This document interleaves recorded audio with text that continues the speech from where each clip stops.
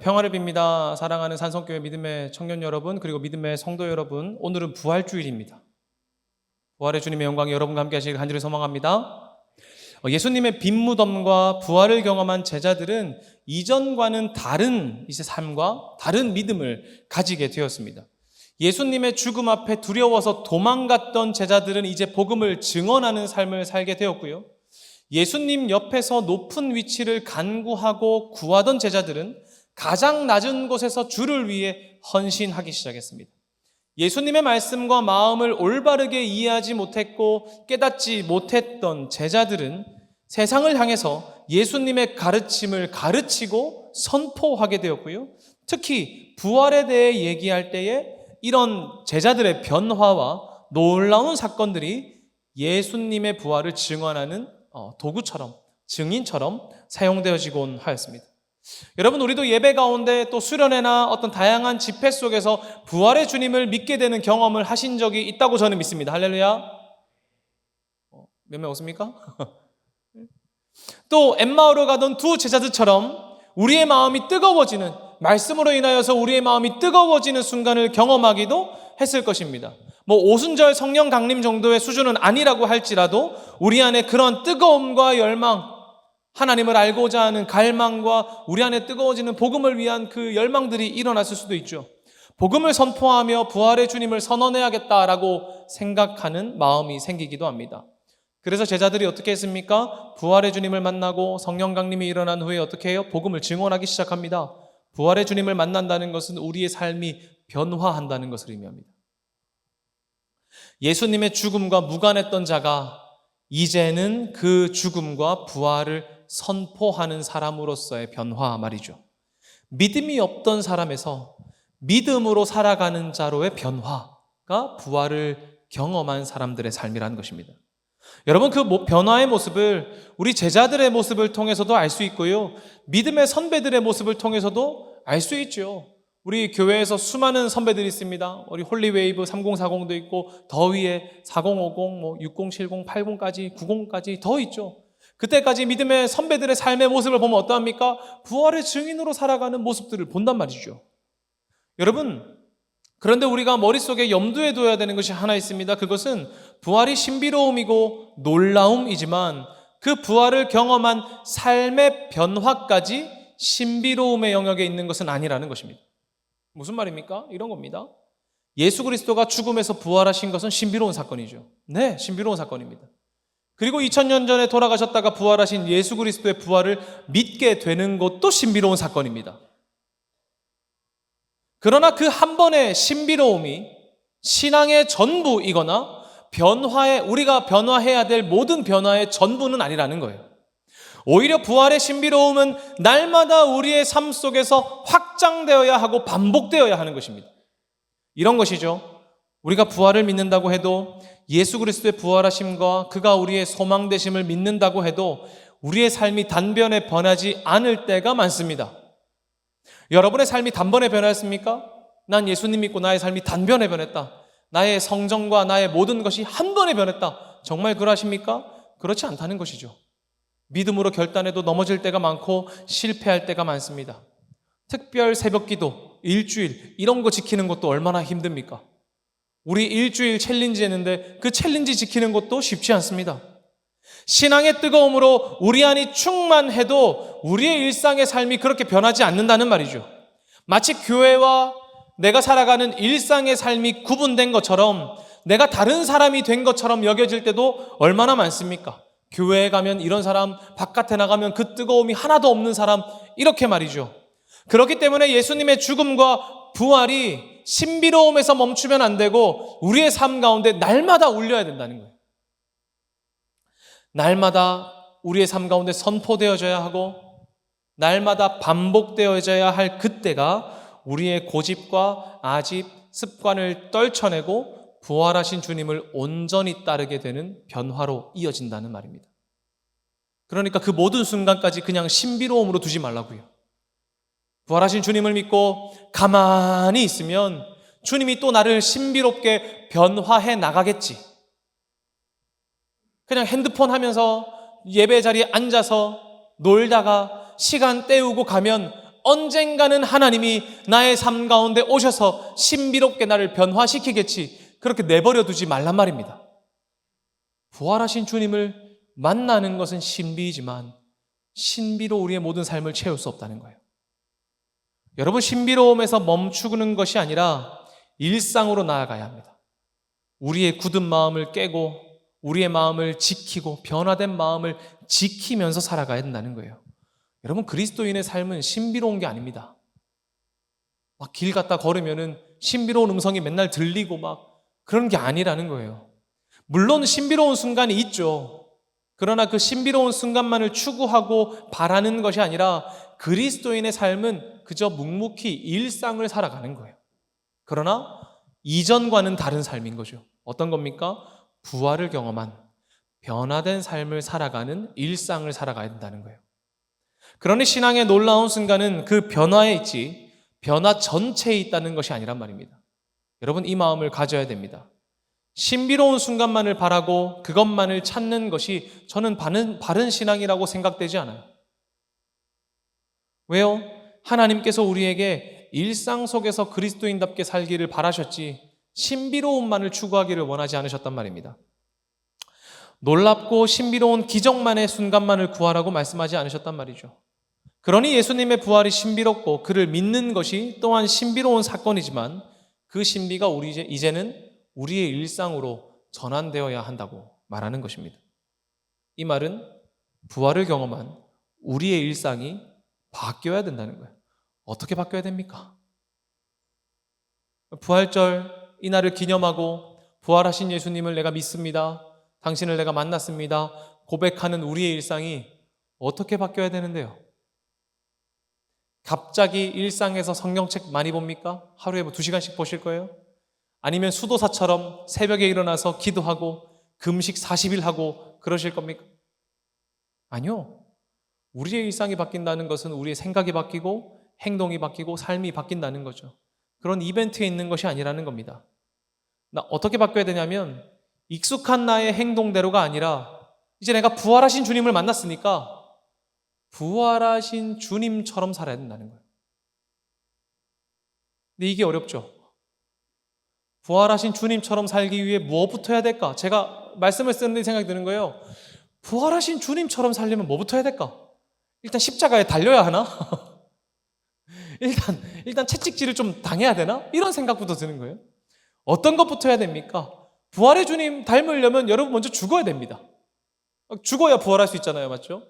창문을 닫으려면 어떻게 해야 돼요? 창문을 열어야 돼요. 열어야 닫죠. 닫힌 창문은 못 닫잖아요. 그럼 부활하신 주님을 닮으려면 일단 죽어야 됩니다. 저는 이렇게 생각해요. 맞아요. 우리는 일단 죽어야 됩니다.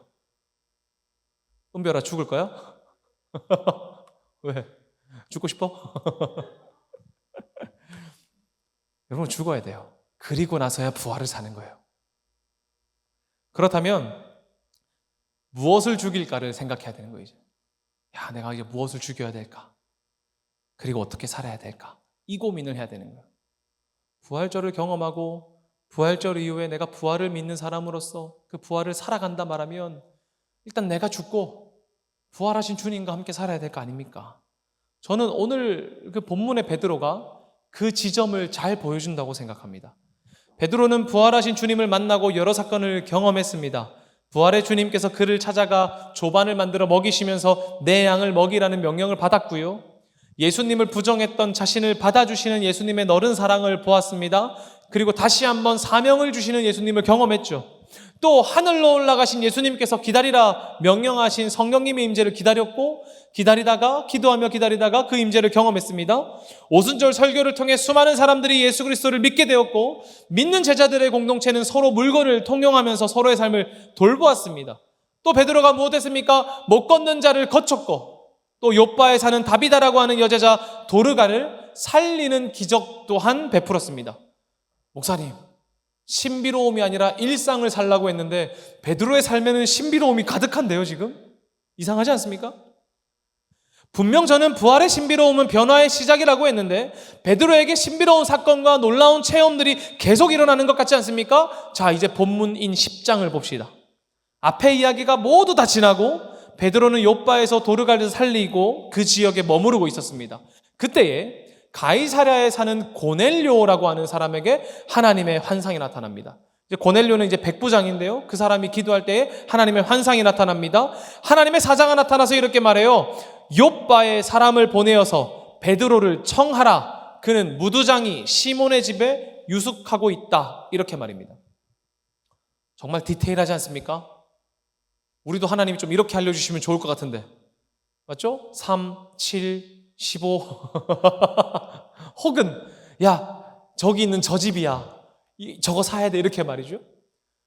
하나님께서 고넬료에게 나타난 환상을 보내주셔서 이렇게 말합니다. 욥바에 사는 베드로를 청하고 무두장이 시몬의 집에 있다. 알려주셨어요. 고넬료는 집에 있는 하인 둘을 욥바로 보냅니다. 베드로를 데려오게 하려고 말이죠. 여러분, 그들이 욥바의 근처에 다다랐을 때, 이 고넬료의 하인들이 욥바 근처에 다 왔을 때에 하나님께서 베드로에게도 환상을 주십니다. 베드로가 이제 무두장이 시몬의 집에서 기도하러 옥상에 올라갔습니다. 옥상에 올라가서 이제 기도하려고 하는데 배가 고픈 거예요. 시장한 거예요. 그래서 말하는 거죠. 먹을 것을 좀 준비해 달라고요. 먹을 것을 준비해 달라고 말하고 잠시 있는 동안 본문의 표현으로는 황홀한 중에 하늘이 열리는 환상을 봅니다. 본문 10장 10절에서 16절입니다. 같이 한번 읽어보겠습니다. 시작. 그가 시장하여 먹고자 하매 사람들이 준비할 때에 황홀한 중에 하늘이 열리며 한 그릇이 내려오는 것을 보니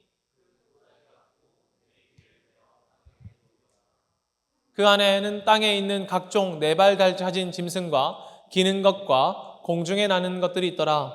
또 소리가 이르되 베드로야 일어나 잡아 먹어라 하거늘 베드로가 이르되 주여 그럴 수 없나이다. 속되고 깨끗하지 아니한 것을 내가 결코 먹지 아니하였나이다 한데 또 두 번째 소리가 있되 하나님께서 깨끗하게 하신 것을 내가 속되다 하지 말라 하더라.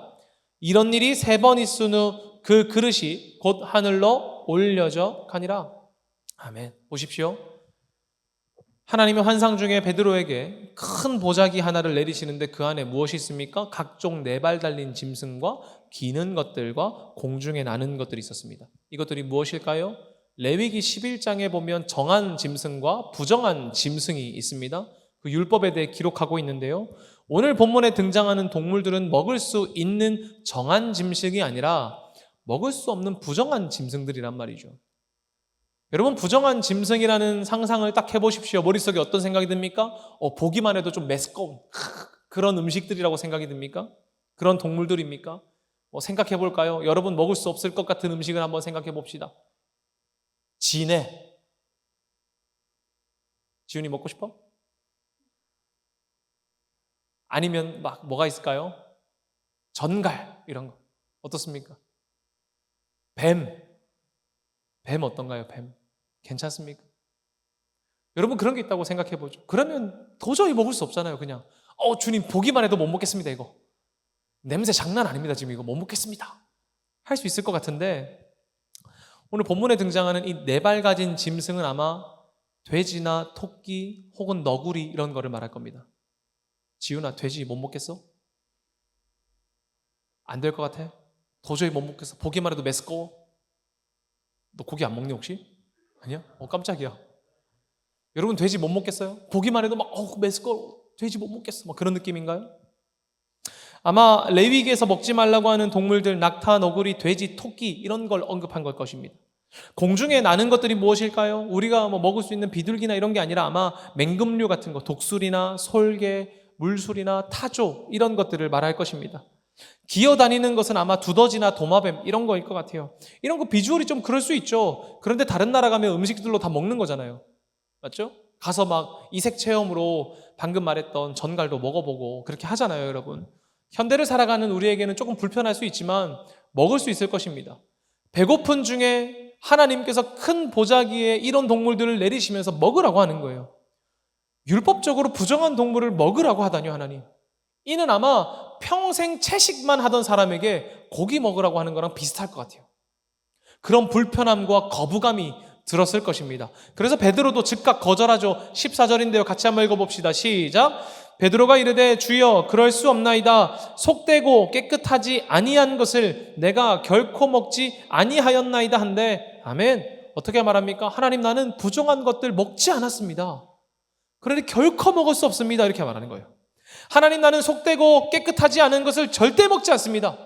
그런데 참 재밌는 상황인 게 욥바가 지금 머물고 있는 곳이 어디입니까? 무두장이 시몬의 집이죠. 바벨론 탈무드에 따르면 이런 말이 있습니다. 무두장이로 거대하는 사람에게는 화 있을진저. 무두장이는 유대인의 시선으로 보기에는 저급한 직업이었습니다. 생각보다 정결하지 않은 직업이라는 거예요. 부정한 직업이라는 거예요. 왜요? 죽은 동물들을 다루는 직업이기 때문에 부정한 사람으로 여겨졌습니다. 여러분, 웃기지 않습니까? 지금 베드로가 부정하다고 여겨지는 사람의 집에 머물고 그 사람이 집에서 나오는 음식을 먹고 마시면서 부정한 것으로 여겨온 짐승들, 심지어 그 짐승들이 어떤 겁니까? 하나님이 내려주신 짐승인데도 먹지 않겠다고 말하는 거예요. 심지어 3번이나 반복해서 말합니다. 내가 정하다고 한 것을 네가 부정하다 말하지 말라. 하나님, 못 먹겠습니다. 내가 정하다고 한 것을 네가 부정하다 말하지 말라. 이렇게 말이죠. 여러분, 왜 하나님께서 이 동물들을 환상 중에 등장하게 하시고 베드로가 3번이나 반복해서 말씀하시면서 그를 난처하게 만들었을까요? 왜 베드로 이렇게 난처하게 만드시냔 말입니다. 저는 이렇게 생각해요. 하나님께서는 이 사건으로 인해서 베드로가 예수님의 부활을 온전히 이해하고 부활의 증인으로 살기를 바라신다라고 말이죠. 무슨 말입니까? 베드로가 부활하신 예수님을 직접 만나는데 부활을 하신 예수님을 이해하지 못했다는 말입니까? 기다리다가 성령을 받고 복음 전파하면 3,000명이 회개하고 다리를 저는 자가 고침을 받고 죽은 자가 살아나게 하는 베드로가 지금 하나님 부활하신 예수님을 이해하지 못했다는 말입니까? 네, 저는 그렇게 생각합니다. 기적과 놀라움을 경험하는 것이 부활의 주님을 온전히 안다는 말과 같지 않습니다. 그렇죠. 오히려 부활의 주님을 만나고 안다는 것은 예수 그리스도께서 선포하시고 보여주신 사랑을 더욱더 닮아가는 삶에 있습니다. 아까 처음 말했잖아요. 나는 죽고 이제 부활하신 예수님을 닮아서 사는 거라고 말이죠. 기적을 많이 베푸시는 것이 아니라 예수님께서 보여주신 죄인을 위해 모든 것을 내어주시는 그 사랑, 경계를 허물고 하나님과의 관계를 회복하며 죽음이 아니라 예수께서 내어주신 생명을 살아가는 것에 더 가깝습니다. 그것이 부활의 증인으로 사는 거란 말이죠. 그러니 오늘 본문의 사건은 베드로에게 아직 부활의 경험을 하고 복음을 전파하고 있음에도 불구하고 과거에 매여 있는, 부활의 주님을 따라가는 것이 아니라 과거에 매여 있는 삶이라는 것을 보여주고 있다는 거예요. 그가 부활의 주님을 만나고 여전히 신비로운 사건을 경험했지만 지금까지 살아온 삶이 과거의 영향이 그에게 남아있다는 것입니다. 경계나 선, 관습, 내 생각, 문화 이런 것들 말이죠. 보십시오. 우리를 위해 십자가에 달리시고 부활하신 예수님은 선을 넘어 우리를 사랑하셨습니다. 경계를 넘어서 우리를 사랑하셨단 말이죠. 이런 겁니다. 온전하신 하나님이 죄인된 우리를 위하여서 경계를 넘어오셨죠. 죄가 없으신 그분이 죄인인 우리를 위하여 경계를 넘어와 우리의 죄를 담당하셨습니다. 그의 사랑은 경계를 넘으시는 거예요. 선을 지우시는 거란 말이죠. 구분을 없애는 겁니다. 하나님과 단절된 사람을 이어내는 것이고 하나님과 관계가 회복되고 사람과 사람 사이의 관계를 회복해야 하는 경계를 지우시는 분이 예수 그리스도란 말이죠. 그리고 그의 부활은 우리 역시 부활하신 예수 그리스도를 쫓아 살아갈 수 있는 소망이 됩니다. 그가 부활하심으로 말미암아 부활을 믿는 여러분들도 그 경계를 지워낼 수 있다고 말하는 거예요. 그러나 부활을 경험한 베드로도 단번에 자신의 삶의 경계와 편견과 선과 과거의 영향을 깰 수 없었다는 것을 본문은 말하는 겁니다. 그 신비로운 사건을 경험하고도 단번에 우리의 삶이 바뀌지 않는다는 거예요. 베드로가 가지고 있는 경계가 무엇입니까? 율법이 정한 정결과 부정함이죠. 조금 더 넓게 말하면 유대인과 이방인이라는 경계일 것입니다. 사도행전을 보면 베드로가 오순절 사건과 그 설교를 기록합니다. 그러나 그 대상은 항상 유대인들과 예루살렘에 사는 사람들이었어요. 사도행전 2장 14절입니다. 같이 한번 읽어보겠습니다. 시작. 베드로가 11 사도와 함께 서서 소리를 높여 이르되 유대인들과 예루살렘에 사는 모든 사람들아 이 일을 너희로 알게 할 것이니 내 말에 귀를 기울이라. 아멘. 어떻게 말합니까? 그가 성령의 임재를 경험하고 이 사도들과 함께 나와서 말하는 거예요. 유대인들과 예루살렘에 사는 모든 사람들아 예수 그리스도를 믿으라. 이렇게 말하는 거란 말입니다. 베드로의 사역은 유대인들을 향해 있었습니다. 물론 사도행전 8절을 보면 빌립의 전도로 인하여서 사마리아 사람들이 예수님을 받아들이게 되죠. 그리고 그가 사마리아로 가서 그들에게 이제 기도하고 안수합니다. 그러나 이 사마리아 사람은 엄밀히 따지면 이방인은 아닌 거죠. 배다른 형제 같은 유대인에 가까운 사람들이죠. 헤어진 형제 같은 것이죠. 그러니까 그들에게 나아가서 기도하고 안수하고 예수 그리스도를 전하는 것은 유대인의 확장이거나 민족의 화해이지 이방인들과 같은 경계를 넘어서는 것은 아니란 말이죠. 여러분 이것이 베드로의 부족함이겠습니까? 베드로의 마음이 좀스러워가지고 나는 유대인 넘어서는 절대 안 할 기다. 그렇게 했을까요? 나는 요 동네 사는 사람들만 전도할 거다. 그런 걸까요? 아니란 말이죠. 일부러 이방인을 배척한 것이 아니라 부활의 주님을 만났으나 자신 안에 남아있는 삶의 흔적이 있는 거예요. 율법을 평생 지켜왔던 흔적이 있는 거예요. 이방인과 유대인을 경계를 짓고 구분하던 그 흔적이 이 사람 가운데 남아있는 거란 말이죠. 지금까지 살아오며 이방인에 대한 태도가 남아있고 율법을 지키면서 부정한 음식을 먹지 않았던 삶의 모양새가 부활을 경험한 베드로에게도 남아있었다는 것입니다. 하나님 말씀보다 때로는 그것이 앞서기도 할 만큼 말이죠. 하나님이 환상주게 먹으라고 말씀하시는데 하나님 내가 이거 평생 지켜왔습니다 라고 하나님 말씀보다 앞세울 만큼 그의 가운데 편견과 반복된 행동이 경계가 선이 남아있었다는 거예요. 그리고 이 지점이 죽어야 하는 베드로입니다. 이 지점이 죽어야 하는 베드로예요. 여러분 그렇다면 우리는 어떻겠습니까?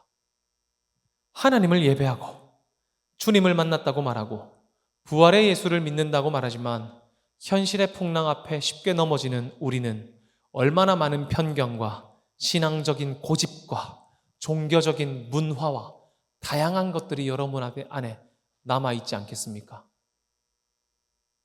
하나님께서 베드로에게 오셔서 이 환상을 보여주신 것은 베드로를 책망하기 위함이 아닙니다. 야, 너 어떻게 내가 말한 것보다 너의 그 율법과 종교적인 그 가치관을 지킬 수 있느냐? 뭐라 하시기 위함이 아니라 오히려 부활의 주님을 만난 베드로가 그 부활의 예수를 참되게 담고 그 부활의 삶을 살아갈 수 있도록 그 안에 남아있는 다양한 경계와 선들을 깨뜨리기 위함이란 말이죠. 환상은 3번이나 베드로에게 이 부정한 음식을 먹으라고 합니다. 베드로는 이해할 수 없었을 거예요. 하나님 도대체 왜 말도 안 되는 걸 내게 말씀하시나? 하나님이 절대 먹으면 안 되는 것을 왜 먹으라고 하실까? 부정한 음식이고 왜 먹으라고 하시는 거야? 이해하지 못했을 것입니다. 그러나 이 메시지가 이내 곧 선명해지죠. 누구를 통해서요? 이방인인 고넬료를 통해서 말입니다. 베드로가 환상을 이해하지 못하고 있을 그때에 고넬료가 보낸 2 사람이 그에게 찾아왔습니다. 그를 초청하고 베드로는 가이사랴에 있는 고넬료의 집에 가게 되죠. 베드로를 맞이하는 고넬료가 그 앞에 엎드려서 절하자 베드로가 고넬료를 일으키면서 나도 같은 사람이라고 그러지 않아도 된다고 말합니다. 그때에 베드로 안에 있는 경계와 선이 그리고 이방인을 향한 벽이 깨어지기 시작하는 거예요. 여러분 하나님께서 십자가 달리시고 부활하신 것이 유대인만을 위해서입니까? 아니죠. 우리 모두를 위해서 아닙니까? 그러나 베드로는 부활의 예수 그리스도를 만났으나 여전히 그 경계가 남아 있었던 거예요. 유대인이라는 선이 말이죠. 그러나 이 환상과 이해하지 못했던 그 환상에 이해를 깨뜨렸던 고넬료의 만남을 통해 하나님께서 정하다고 한 것을 부정하다고 하면 안 되는구나를 이때 깨달은 겁니다. 사도행전 10장 28절입니다. 함께 읽겠습니다. 시작. 이르되 유대인으로서 이방인과 교제하며 가까이 하는 것이 위법인 줄을 너희도 알거니와 하나님께서 내게 지시하사 아무도 속되다 하거나 깨끗하지 않다 하지 말라 하시기로. 아멘. 유대인과 이방인이 교제하고 가까이 하는 것이 위법이랍니다. 나도 알고 너도 알지. 우리 가까이 할 수 없어. 율법으로는. 이것이 베드로에게 있었던 경계이지요. 부활을 경험한 베드로도 이 선을 무의식적으로 지키고 있었을 것입니다. 아니, 어떻게 보면 환상 중에 임하신 하나님께서 반복해서 먹으라 할 때에도 먹지 못한다고 목소리를 높일 만큼 그에게 중요한 것이었을지도 모르겠습니다. 그러나 베드로는 이 환상과 고넬료를 통해서 드디어 자신의 경계를 허물게 된 거예요. 누구처럼요? 예수 그리스도처럼요. 하나님께서 내게 지시하사 아무도 속되다 하거나 깨끗하지 않다 하지 말라 하시기로. 이 마음이 베드로에게 드디어 왔던 겁니다. 그는 드디어 자신의 벽을 무너뜨리고 과거의 율법이라는 선을 넘어서 사람들을 판단하지 않게 되었습니다. 34절과 35절인데요. 같이 한번 읽어볼까요? 시작. 베드로가 입을 열어 말하되 내가 참으로 하나님은 사람의 외모를 보지 아니하시고 각 나라 중 하나님을 경외하며 의를 행하는 사람은 다 받으시는 줄을 깨달았도다. 아멘. 사랑하는 여러분, 베드로의 이 모습이 부활의 주님을 닮지 않았습니까? 부활하신 주님이 어떤 분인데요? 경계를 허물어 우리를 사랑하신 분이시잖아요. 하나님께서 사람의 외모와 얼굴을 보시고 판단하시고 나도 이방인과 유대인을 구분해서 판단해야지. 이게 안 어울리잖아요. 부활하신 주님을 만났음에도 불구하고 베드로에게 그러나 이 마음이 남아 있었단 말이죠. 그러나 환상과 고넬료를 만남을 통해 드디어 이 마음이 깨어졌습니다. 그때야 부활하신 예수 그리스도를 참되게 닮아갈 수 있게 된 것입니다. 문화와 종교의 율법으로 혹은 자신의 편견과 시선으로 누군가를 속되다 말하고 경계를 짓는 것이 아니라 부활의 주님께서 우리를 사랑하신 것처럼 나도 나의 경계를 허물고 그들을 사랑하는 것이 부활하신 예수를 따라 살아가는 삶입니다. 그리고 오늘 본문을 보십시오. 고넬료가 베드로에게 말씀 듣기를 청하자 그가 무엇을 전합니까? 죽으시고 부활하신 예수를 전합니다. 오늘 본문 36절부터 43절인데요. 같이 한번 읽어보겠습니다. 시작. 만유의 주 되신 예수 그리스도로 말미암아 화평의 복음을 전하사 이스라엘 자손들에게 보내신 말씀 곧 요한이 그 세례를 반포한 후에 갈릴리에서 시작하여 온 유대에 두루 전파된 그것을 너희도 알거니와 하나님이 나사렛 예수에게 성령과 능력을 기름 붓듯 하셨음에 그가 두루 다니시며 선한 일을 행하시고 마귀에게 눌린 모든 사람을 고치셨으니 이는 하나님이 함께 하셨음이라. 우리는 유대인의 땅과 예루살렘에서 그가 행하신 모든 일의 증인이라. 그들이 나무에 달아 죽였으나 하나님이 사흘 만에 다시 살리사 나타내시되 모든 백성에게 하신 것이 아니요 오직 미리 택하신 증인 곧 죽은 자 가운데서 부활하신 후 그를 모시고 음식을 먹은 우리에게 하신 것이라. 우리에게 명하사 백성에게 전도하되 하나님이 살아있는 자와 죽은 자의 재판장으로 정하신 자가 곧 이 사람인 것을 증언하게 하셨고 그에 대하여 모든 선지자도 증언하되 그를 믿는 모든 사람들이 다 그의 이름을 힘입어 죄사함을 받는다 하였느니라. 아멘. 이 예수 그리스도의 복음을 전하고 그의 이름을 힘입어 죄사함을 모든 사람들이 받는다, 그 말씀을 전할 때에야 드디어 베드로는 부활하신 주님을 온전히 따를 수 있게 될 것이란 말이죠. 드디어 베드로가 자신의 관습과 고정관념을 허물고 예수 그리스도를 이방인인 고넬료와 그의 집에 선포하였습니다. 저는 이때가 베드로가 부활을 참되게 따른 순간이라고 믿습니다. 할렐루야. 십자가의 죽음과 부활이 개개인의 영역에서 머물지 않고 온 열방으로 확장되는 이 순간, 하나님이 예수 그리스도를 이 땅에 보내시고 십자가에 달리게 하사 우리를 구원하시고 부활의 소망이 되신 참된 의미를 깨닫게 된 순간이란 말이죠. 제가 능력이 있어서 부활하신 예수님을 여러분에게 이렇게 보여드리면 참 좋은데, 그런 거 있잖아요. 여러분 뒤에 그분이 와 계십니다. 나올 때 영광의 박수 하겠습니다. 예수님이 여기 십자가 달리신 거 자격 보여주시면서 막 이렇게 나오면 좋겠는데, 우리는 그렇게 부활하신 주님 못 만나잖아요. 맞죠? 예배 가운데, 집회 가운데, 또 기도하고 묵상할 때 부활하신 주님을 믿게 됩니다. 그러나 그 부활하신 주님을 믿으면, 믿음으로 말미암아 삶이 변해야 된다면 어떻게 변해야 된다는 거예요? 그가 행하신 것처럼 경계를 지우는 삶이 되어야 된다는 겁니다. 우리가 부활하신 주님을 알고 그의 삶과 뜻을 따르길 소망한다면 베드로가 고넬료의 문턱을 넘은 것처럼 우리도 경계를 넘어야 합니다. 여러분, 그때에 어떤 일이 일어나는 줄 아나요? 그가 경계를 넘게 되었을 때 이런 일이 일어납니다. 사도행전 10장 44에서 48절입니다. 시작.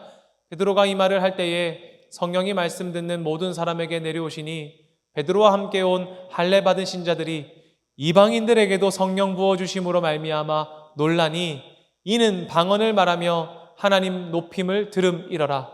이에 베드로가 이르되 이 사람들이 우리와 같이 성령 받았으니 누가 능히 물로 세례 베품을 금하리요 하고 명하여 예수 그리스도의 이름으로 세례를 베풀라 하니라. 그들이 베드로에게 며칠 더 머물기를 청하니라. 아멘. 여러분, 그가 예수 그리스도의 이야기를 증언하였을 때 이방인들에게 어떤 일이 일어납니까? 그들이 성령의 임재를 받습니다. 그리고 그때에 베드로와 함께 온 사람들도 하나님께서 이방인들에게 성령 부어주심을 보고 놀라는 거예요. 하나님의 뜻이 부정하다고 여긴 저 사람들에게도 있구나, 이것을 알게 됐다는 겁니다. 하나님의 사랑이 자신들만의 소유가 아님을 깨닫고 예수님의 마음을 따라 열방을 향해 복음을 전하는 것, 그때야 부활의 주님을 쫓아 살아가는 거란 말이죠. 사랑하는 여러분, 우리에게도 경계가 있을 것입니다. 베드로가 가지고 있던 경계처럼요. 여러분에게는 어떤 선이 있습니까? 나는 이 선 넘어오면 그 사람과 관계 끝이야, 이럴 때가 있죠. 도저히 이해할 수 없는 직장 상사와 벽이 있고요. 정치적 견해가 다른 친구와의 경계가 있습니다. 혹은 특정 계층이나 특정 부류의 사람들을 향한 혐오가 있죠. 가난한 자들을 향한 거부감이나 너무 가난해서 냄새나는 자들을 향한 거부감이 우리에게 있죠. 때로는 부유한 자들을 향한 질투와 그들을 향한 시기심이 경계와 선이 되기도 합니다.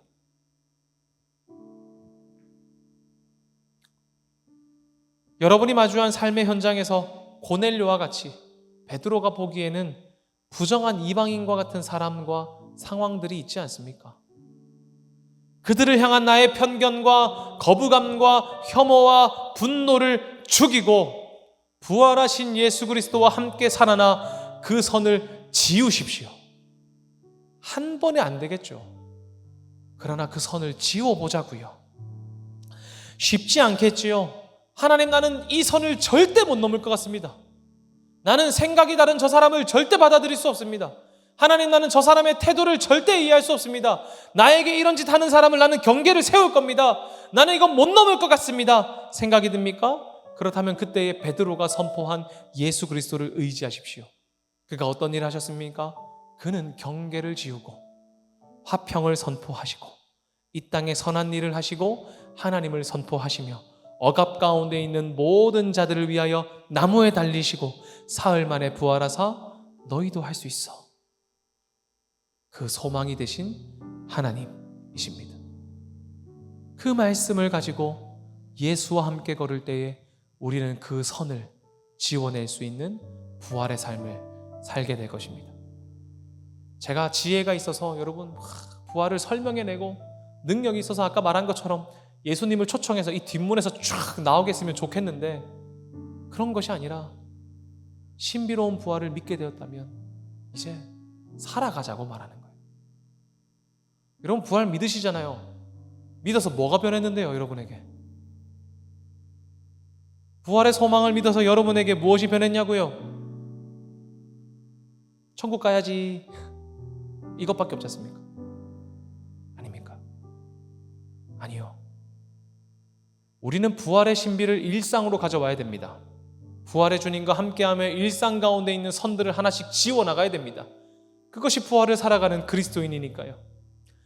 예수 그리스도의 부활은 부활절 때에만 기억하는 것이 아니라 날마다 우리의 삶에 선포되어져야 됩니다. 무슨 말이에요? 날마다 부활이 선포되며 부활이 계속되며 우리 안에 있는 선들을 하나하나 지워가야 된단 말이죠.